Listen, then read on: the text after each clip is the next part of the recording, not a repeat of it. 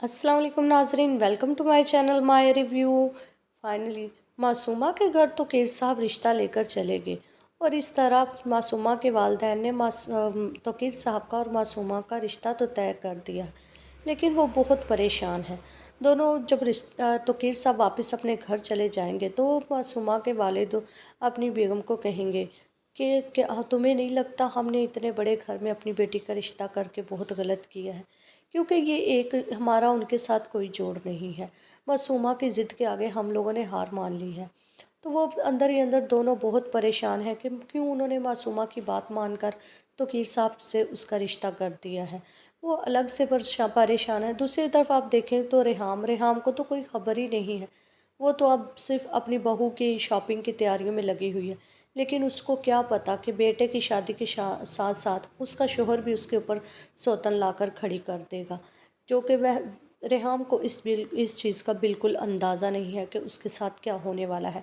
वो तो बिज़ी है अपने बेटे की खुशियों में और बेटे की शॉपिंग में। दूसरी तरफ तोकीर साहब ने अपनी बीवी रेहाम को खुश करने के लिए मासूमा को जॉब से तो निकाल दिया था, बल्कि ये तो सिर्फ उनके सामने एक ड्रामा किया था। हकीकत में तो वो उन्होंने अब मासूमा से शादी करने की तैयारी ही कर ली है। अब वो दोनों आपस में रात को ऑफिस में हर वक्त देखे तो मोबाइल पर बातों में लगे रहते हैं।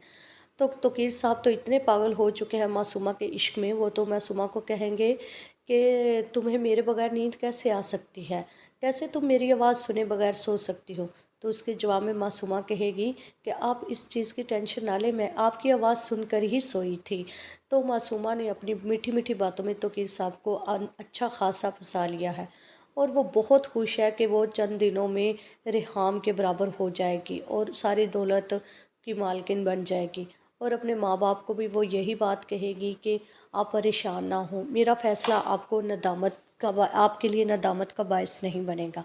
मैं आप लोगों के लिए कुछ करना चाहती थी, देखिए हम भी एक अच्छी ज़िंदगी गुजारेंगे। इस तरह कहकर उसने माँ बाप को तो एग्री कर लिया है, हालांकि माँ बाप उसके बिल्कुल एग्री नहीं इस चीज़ से। उनको पता है कि उनकी बेटी गलत रास्ते पर चल पड़ी है, लेकिन वो मजबूर है अपनी बेटी के हाथों और कुछ नहीं कर सकते। दूसरी तरफ रेहाम जब देखेगी कि मासूमा इतने बड़े शॉपिंग मॉल में शॉपिंग करने आई है, तो रेहाम उसको कहेगी कि लगता है कि तुमने बहुत बड़ा हाथ मारा है। तो मासूमा फ़िलहाल तो चुप कर जाएगी, लेकिन बाद में उसको कहेगी ख़बरदार आइंदा आपने मेरी रिप्यूट इस तरह ख़राब करने की कोशिश की तो हाँ, मैं भी आपके बराबर ही हो चुकी हूँ, अब अनकरीब मैं आपको हर जगह मिलने भी वाली हूँ।